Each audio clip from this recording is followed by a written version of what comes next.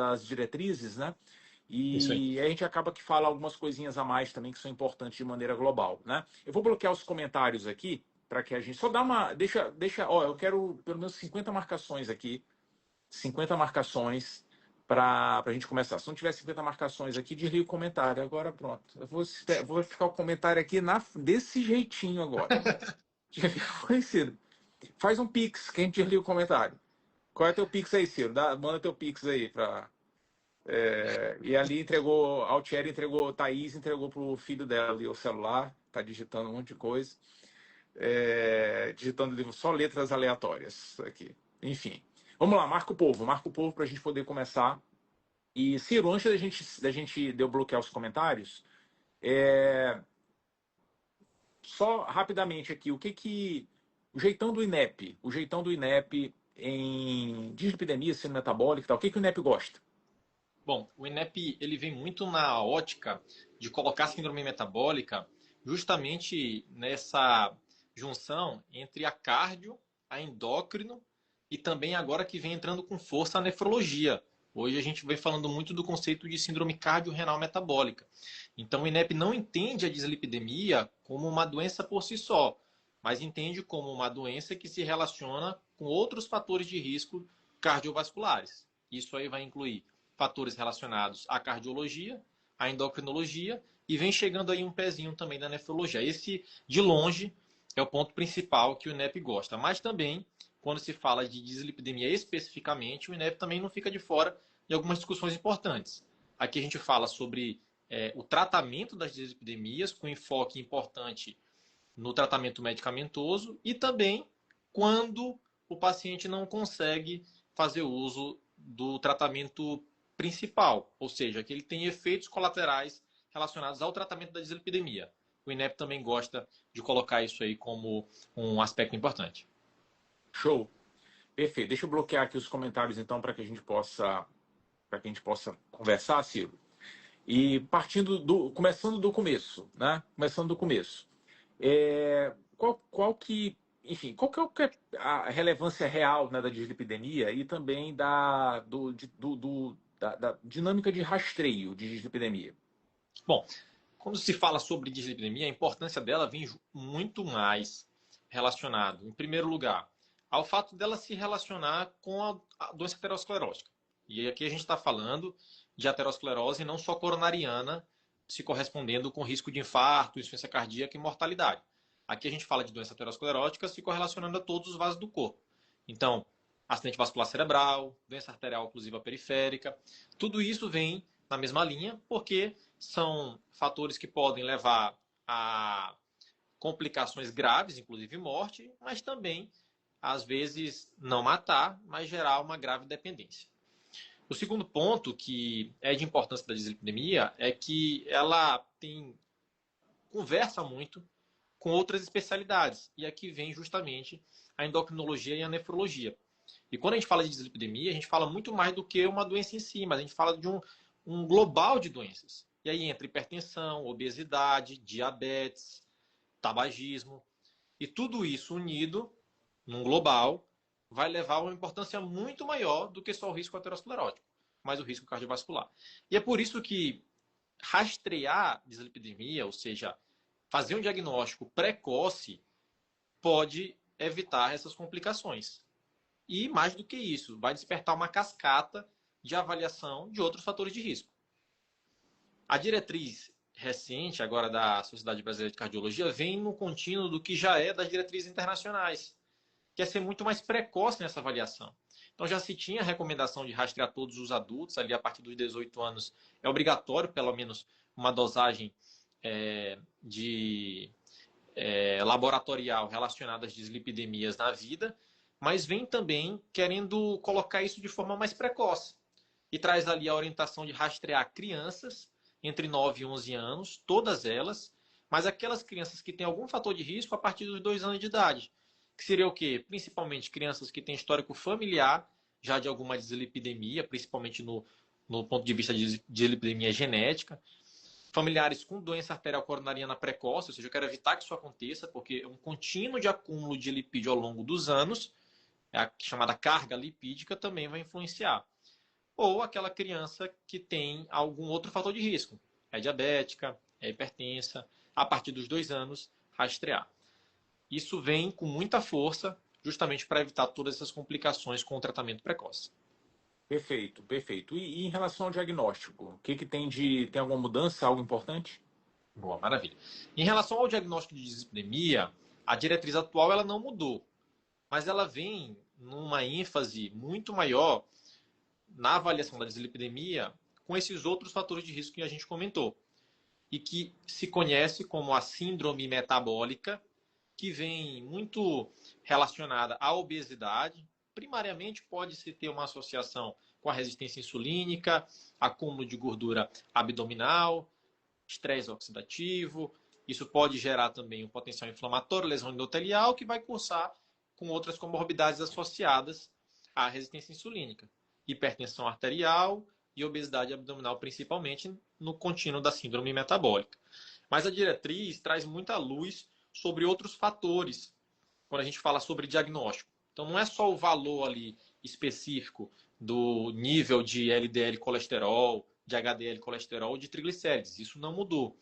Mas ela vem lembrando que o diagnóstico da dislipidemia ele precisa obrigatoriamente passar por pesquisar esses outros diagnósticos. E aqui vai entrar, então, o conceito do que a gente conhece, que vem muito da diretriz americana, de síndrome cardiorrenal metabólica. Os fatores de risco cardiovasculares se correlacionam com lesão renal, que se correlacionam também com a endocrinologia, principalmente relacionado ao diabetes e obesidade. E isso vem fazendo com que ganhe muito mais força controlar todos esses fatores de risco, principalmente perda de peso, as medicações que vêm aí para controle de obesidade, que é um ponto importante na prova do INEP, que fala inclusive sobre esse ponto de vista do tratamento relacionado à obesidade no contexto da dislipidemia. Então, o diagnóstico específico, isso é importante de frisar, das dislipidemias, nível laboratorial para diagnóstico não mudou. Mas a ênfase agora é rastrear não só a dislipidemia, como esses outros fatores associados. Esse é o ponto mais importante para se falar sobre diagnóstico na diretriz. Tá, beleza. São pontos relevantes, né? Mas do ponto de vista prático, né? Assim, né? O que que isso influencia o Grêmio, né? Mas enfim, né, até agora, assim, são elementos valiosos, né? Mas para a gente, assim, na vida real, tal, é, é tudo muito intuitivo, muito claro, e talvez só alguém não tivesse escrito até então, né? Mas tudo faz muito sentido. Passando adiante, aí vem a parte que é meio tenebrosa dentro da cardiologia, estratificação de risco. Tenebrosa por quê? Né? Porque eu acho que um dia vai chegar um momento em que a gente não precisa estratificar risco mais de ninguém e que tudo que for bom vai ser bom para todo mundo, sabe? Então, por que alguém vai ficar com LDL alto, vai ficar... Por quê? Por quê? Baseado em quê, né? Então, estratificação de risco existe porque a gente é pobre, porque a gente não consegue fornecer tudo para todo mundo, e aí tem que ponderar sempre, porque hoje a gente tem fármaco muito seguro e tal. Mas, enfim, o que tem de importante na estratificação de risco agora? Bom, a pedra angular para falar de dislipidemia é ato contínuo pensar em como prevenir esses riscos a que o paciente pode estar exposto. E, de forma geral, quanto melhor tratado, mais evitamos esses riscos. Agora, é óbvio que cada um tem um risco maior ou menor a depender de condições pessoais, principalmente relacionado a fatores de risco. Isso vai influenciar muito qual é o meu nível de tratamento para essas pessoas. Isso nós chamamos de estratificação de risco cardiovascular.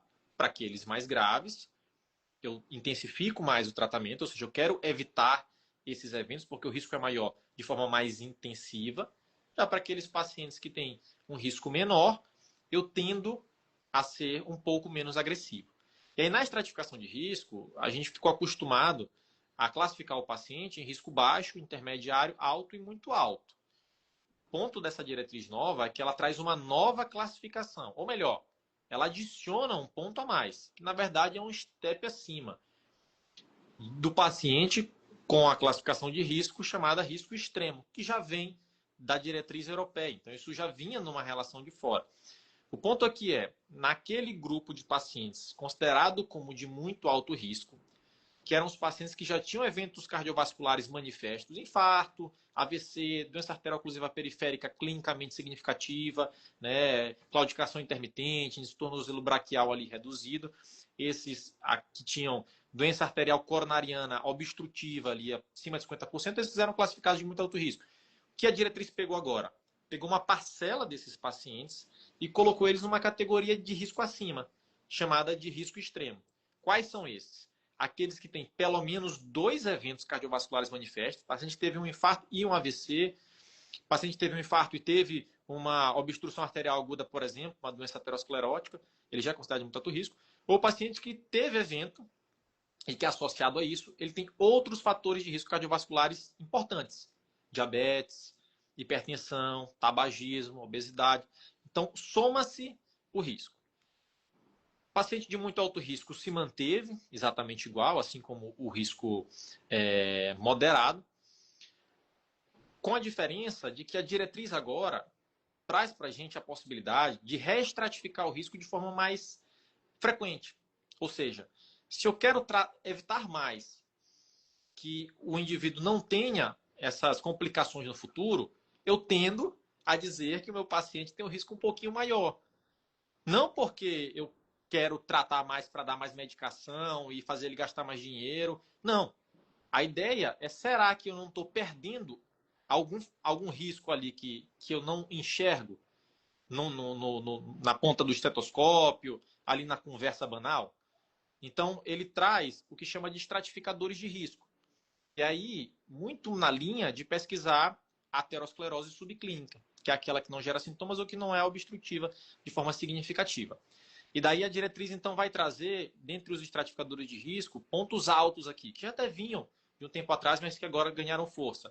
Score de cálcio coronariano, aquela doença aterosclerótica, dentre a fisiopatologia, a calcificação, ela faz parte, então, identificar isso pode fazer com que o risco do meu paciente que é intermediário se torne alto, ou até o paciente de baixo risco se torne um risco intermediário. A presença de placa de carótida no ultrassom, saiu aquela distância médio intimal, ficou só a placa de carótida. E do ponto de vista laboratorial, ele traz como estratificadores de risco uma avaliação de inflamação, que é o PCR ultrassensível, se elevado, pode restratificar o paciente, e uma porção de partículas aterogênicas, que é o LPA. É uma partícula que é geneticamente determinada e que tem uma relação com o risco cardiovascular, com eventos cardiovasculares. A gente não tem tratamento específico para ela, mas me faz pensar que eu preciso intensificar o controle dos outros fatores de risco. Se o LPA é elevado, esse paciente pode ter um risco reestratificado. Então, o ponto agora é risco extremo e fazer de tudo para avaliar riscos chamados adicionais a meu paciente, se ele não pode ter uma reestratificação de risco. Legal, legal. E a gente está aguardando então o surgimento da lipoaférese, né? O tratamento para zera tudo logo, tira todo o LDL das pessoas e já resolve tudo, né?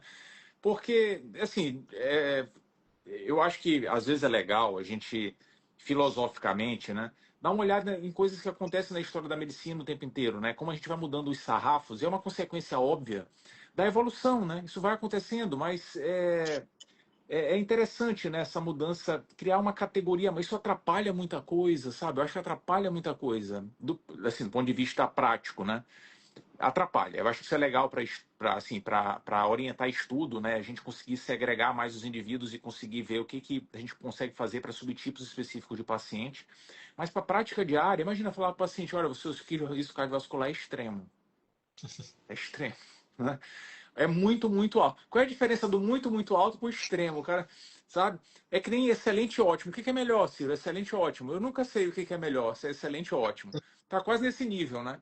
Então o próximo nível é o Ultra Master. Aí o cara, doutor, eu tô no Ultra Master, tô no G. O outro ali tá no Extreme, o paciente que tá lá na espera, né? Mas eu tô falando tudo isso porque teve um momento que foi muito marcante para mim, Ciro. E até a divulgação de uma publicação importante de DPOC no mundo inteiro. E, enfim, tava toda a expectativa. Não era um viés cardiológico forte, sabe? Que foi aquelas torcidas na divulgação das diretrizes, né? E de um resultado de um estudo e tal. Mas estava todo mundo esperando, tal, tal. E no final, assim, nossa, sabe qual foi a grande novidade? Tivemos uma novidade importante agora, de um documento muito especial e tal. A grande novidade era que a partir de agora a gente tinha a política exacerbação zero. Eu falei, como assim? Mas quem foi que disse que estava liberado para ter exacerbação? Sabe? Então, muitas vezes a gente vai dando, enfim, vai dando voltas e tá só contemplando a evolução natural do mundo, né? Enfim, esse é o ponto. Tudo isso que a gente conversou até agora, Ciro, eu acho que tem muita questão filosófica, tem muitas coisas importantes até para a rotina. De impacto para a prova, talvez a coisa comece a chamar mais atenção, né, quando a gente vai discutir o tratamento e, inclusive metas, né? E o que, que tem de importante para a gente lembrar, para levar até para a prova e até para a vida, né? O que, que tem de relevante nesse contexto? Eu acho que aqui tem muita coisa valiosa, né? É isso aí. Bom, então, assim, quando se fala de risco cardiovascular, de estratificação de risco do paciente com dislipidemia, ato contínuo a isso é imaginar que se eu tenho um paciente de risco maior, eu quero intensificar o que pode prevenir ele ter as complicações no futuro. Então, o risco cardiovascular ele só é estratificado para que me ajude a definir qual é o melhor tratamento. Primeiro, pela carga de redução dos níveis de colesterol e também para evitar que eu trate demais ou em excesso aquele paciente com risco menor e talvez ele tenha efeitos colaterais relacionados à droga. Então, quando se fala de tratamento, a ênfase aqui agora na diretriz é tratar mais precoce e tratar de forma mais intensa aqueles pacientes com maior risco. Então, antigamente, se indicava o início de estatina para todos os pacientes e ela continua, ela ainda é, como tem um chefe meu que gosta de falar, ela ainda reina absoluta, né? Talvez isso mude daqui a um tempo, mas ela ainda é a rainha aqui, a maestra, quando se fala sobre tratamento de dislipidemia, porque além de controlar os níveis, ele tem efeitos benéficos do ponto de vista cardiovascular, mas a ideia é tratar de forma mais intensa e mais precoce. Então, naquele paciente de alto risco, que antes se começava só a estatina de alta potência, reavaliava aquele paciente em 4 semanas, se tivesse a necessidade, aumentava a dose, ou até associava a vesatimiba, perdia-se muito tempo para atingir um nível de colesterol adequado. Agora, a ideia é tratar esse paciente de forma mais intensa precoce com a associação de medicações. Então, o paciente de alto risco já ganha de largada estatina de alta potência associado com ezetimiba, ou seja, eu atuo sobre dois mecanismos de reduzir a absorção de colesterol e também reduzir o metabolismo com retirada desse colesterol da circulação.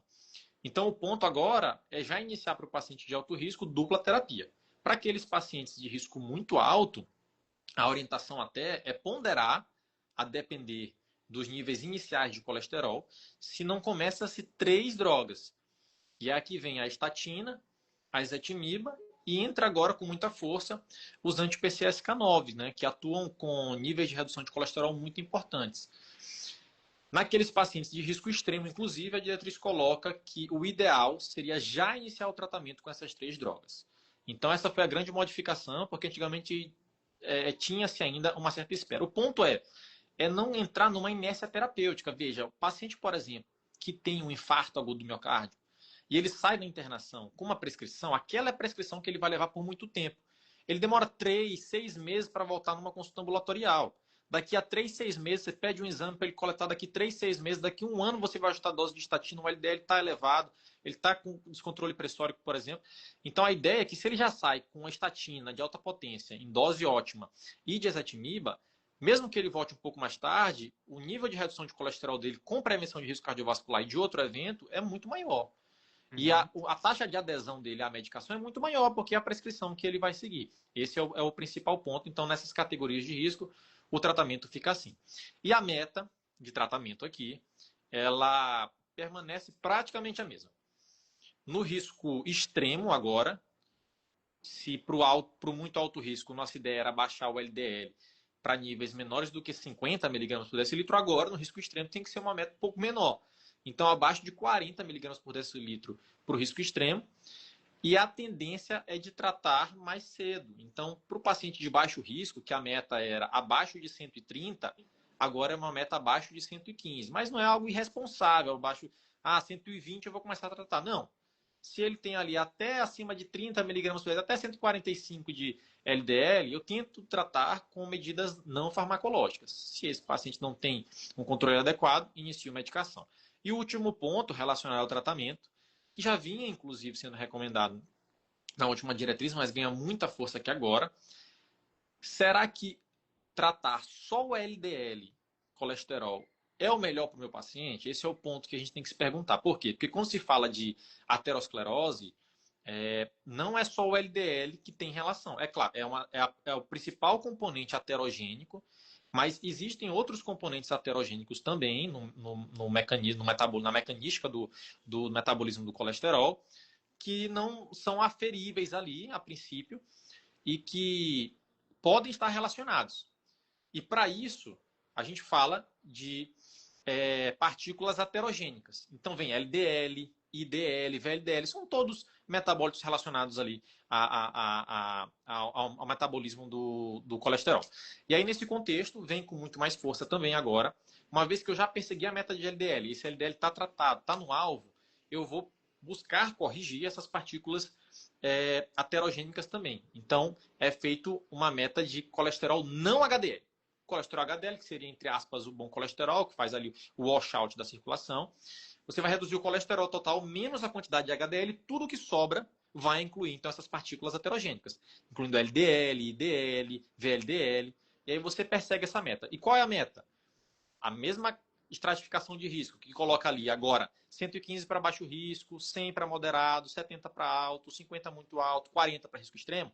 Você vai pegar esse valor e somar 30 para cada uma das categorias de risco e vai tentar baixar para esse valor. E por último, ele coloca como um equivalente a isso, que vem ganhando força ultimamente, a polipoproteína B, que é uma proteína que é ligada às lipoproteínas e que naquelas aterogênicas tem uma relação de 1 para 1. Ou seja, uma partícula aterogênica é uma polipoproteína B. E uma vez dosado, eu consigo ter uma certeza da carga aterogênica do meu paciente. E aí pode ser feito um tratamento mais intensivo, com meta também de redução de apolipoproteína B, e essa já tem um valor um pouco mais flutuante a depender do risco. Então as provas não devem cobrar o valor específico delas. Perfeito, perfeito.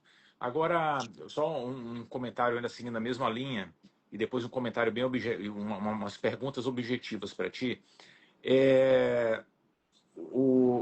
Qual é a doença crônica que a história não foi a mesma nos últimos anos? Qual é? É a mesma história da hipertensão, é a mesma história da insuficiência cardíaca, é a mesma história da hipertensão pulmonar, é a mesma história da DPLC, é a mesma história da asma, é a mesma dinâmica. O diabetes um pouquinho menos, talvez. O diabetes nem tanto porque o marcador no diabetes ele é mais simples de ser medido e é pontual, enfim.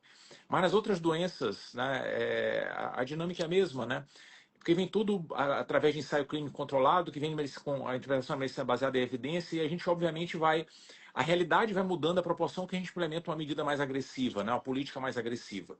Porque é muito óbvio que todo mundo tem que ter, sabe, se o LDL tem tanto impacto assim na vida das pessoas, tem que estar baixo pra caramba. Qual é a tua meta de LDL, Ciro? Qual é a tua meta pessoal? Baixo Assim? risco. Não, porque tem. Não, tu és baixo risco, tudo bem. Mas tu não tem uma meta, fala assim, não, ó, o meu LDL aqui por uma questão de respeito, tem que estar menor que quanto, sabe? Então, assim, cara, eu pelo menos não quero nem saber meu risco, mas o meu tem que estar menor que 70. Eu botei isso na minha cabeça. No mundo não é assim hoje, a gente tem que definir metas, nossa, né? Individual, né? Meta individual, pois é. Então tem doutor, tem a meta que você quer para mim, mas tem a minha meta. Eu quero um LDL Só não 70. pode ser maior do que a ideal, né? Aí que não dá, né? Mas enfim, Ciro, só aproveitando aqui, para deixar muito claro, até para quem tem algum tipo de dúvida. Imagina um cenário de questão de prova, ou da vida real mesmo, simplificando, sem que a gente tenha, porque a prova não vai pedir para a gente calcular no detalhe o risco cardiovascular, né? Vai passar uma visão geral do indivíduo e tal. Mas simplificando do ponto de vista do LDL, qual é o valor que, independente do cenário do indivíduo, vai olhar e vai dizer assim, cara, eu tenho que fazer alguma coisa e o que que faz? Qual é o valor? Tá. A diretriz coloca que o nível de LDL acima de 190, ele já é, independente de outros fatores de risco, considerado como alto risco. Inclusive, ela orienta até que se tiver alguma história de parentes ali na família que tem níveis parecidos, tem que pesquisar doença genética. Então, acima de 190 é um risco muito elevado, independente de outras comorbidades, e já deve disparar um tratamento intensivo. Tá. E aí, nesse caso, o tratamento, a base de início seria o quê?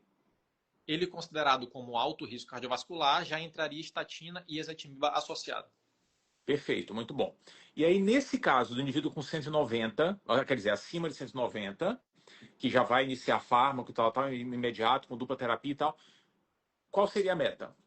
Bom, a partir de alto risco já seria um LDL abaixo de 70 e ele coloca aquela redução percentual, que às vezes até confunde, né? Pelo menos Sim, 50%. Mas quanto mais, melhor, com o objetivo de pelo menos abaixo de 70. perfeito. Dificilmente na prova aparece um cenário desse, um indivíduo rígido, não tem Muito nada, puros, né? não. Pois é, não vai ter sempre alguma coisa. Então, considerando que o indivíduo tenha uma coisinha que chama atenção, uma coisinha que chama atenção, ou é diabético, ou sei lá, tem um elemento. Qual é o raciocínio geral? Estou confuso, não sei o que, que eu faço. Qual é o pensamento geral de quando é que a gente tem que valorizar o nível do LDL e fazer algo? Dá Bom, uma ideia geral disso. muito bom. A partir de alto risco, então, já é aquele nível que a gente precisa se preocupar, abaixo de 70 meta de LDL colesterol, excetuando esse cenário de um valor isolado, né? O paciente que é diabético e tem alguma outra comorbidade, esse já é considerado como diabético de alto risco, até porque tem um perfil de diabéticos que tem um risco mais baixo, eles podem ser considerados intermediários, mas isso costuma ser exceção. Então, diabético mais algum fator de risco é considerado risco elevado. Aquele paciente que tem o que a gente chama de aterosclerose subclínica, ou tem placa na carótida, ele tem uma coronária que tem algum grau de obstrução, esse paciente também é considerado como alto risco.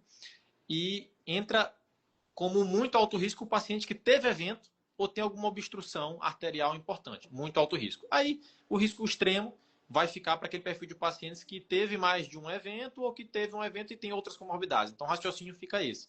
Alto risco, muito alto e risco extremo. Nesses moldes é o que a prova vai cobrar. Legal, legal. E se o paciente não puder usar estatina? Boa.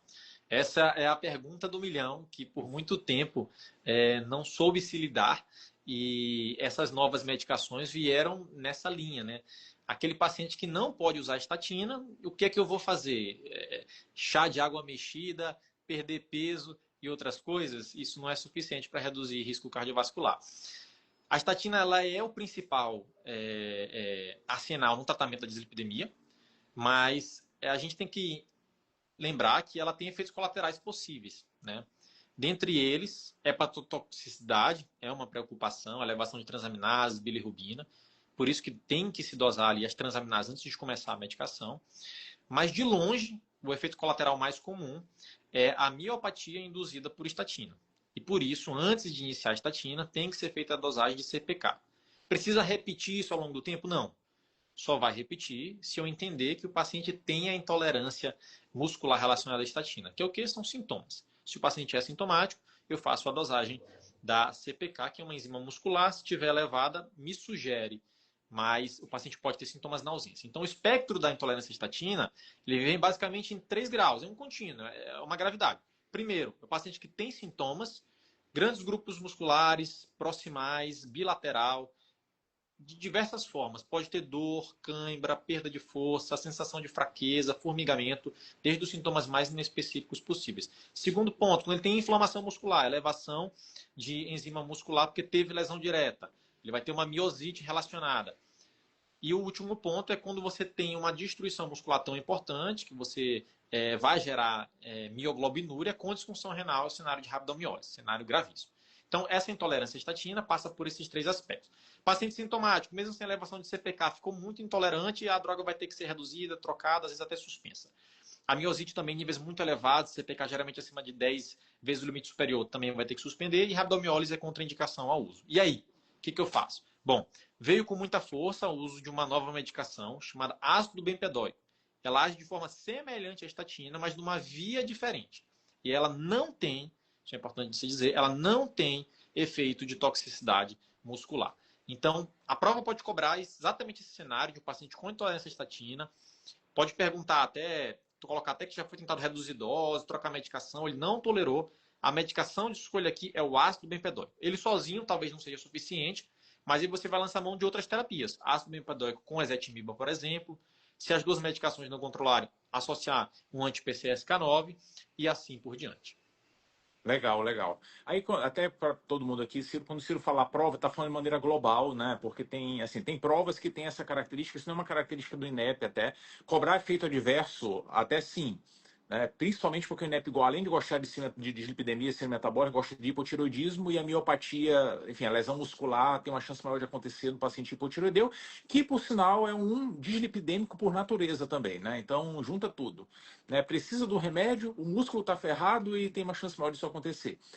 Mas para outras provas, né, tem provas que já têm esse perfil, principalmente de sociedade clínica, né? Aí sim, sem dúvida alguma, né? É muito importante, mas é valioso ter no radar. Agora, Ciro, para a gente fechar até, vou fazer o mesmo questionamento, mas dentro dos triglicerídeos.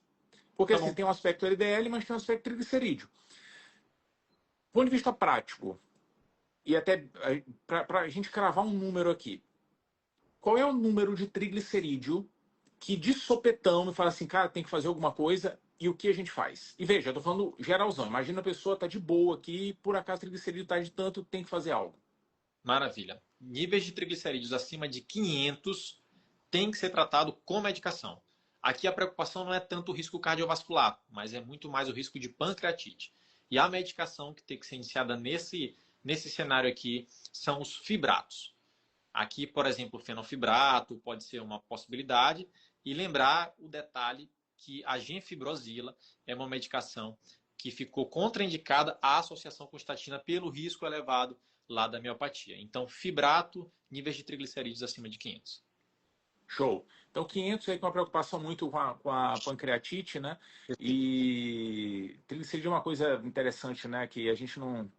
Mas níveis muito elevados, 3 vezes acima disso, até tem risco do indivíduo ter ter doença microvascular importante, né? Subitamente, é bem crítico. Mas, e no contexto, Ciro, no paciente mesmo ambulatorial e que chegue lá com seu triglicerídeo de 300, 350, tem que iniciar fármaco ou a sensibilidade triglicerídeo da dieta é diferente do que a gente observa, por exemplo, com estatina? Qual que é a ideia central, tirando esse subgrupo aí do extremo, tirando esse? Maravilha. Então, assim, tirando o subgrupo dos pacientes acima de 500, que também tem algum risco cardiovascular relacionado, mas a preocupação já é muito mais pancreatite, níveis de triglicerídeos acima de 150 do paciente em jejum, acima de 175, paciente não jejum, né? Então, acima de valores normais e menores do que 500, tem a possibilidade de agregar risco cardiovascular. Mas o enfoque aqui é muito mais sobre terapias não farmacológicas, no que se destaca muito o controle de peso, ou seja, sair de níveis de obesidade e sobrepeso e controle de níveis glicêmicos. E o tratamento da dislipidemia, do ponto de vista de LDL, quando se fala em tratamento medicamentoso nessas faixas, é o que vai preponderar, até porque a estatina tem algum efeito relacionado ao controle de triglicerídeos. Então, esse paciente na faixa ali de níveis elevados, mas menores do que 500, perda de peso, controle glicêmico, medidas dietéticas muito relacionadas à ingestão de carboidratos e o tratamento com estatina voltado para o LDL e vai ser suficiente para controlar. Perfeito, perfeito. Muito bom. Muito bom. Show de bola. Acho que era isso, né, Ciro? Era isso, a diretriz, apesar de grande, trouxe pontos específicos, né, relacionados à diretriz anterior, e dislipidemia tem sim um mecanismo muito grande, muitas coisas relacionadas, mas objetivamente para a prática e para a prova, o mais importante é a estratificação de risco e quando iniciar e a meta de tratamento relacionado.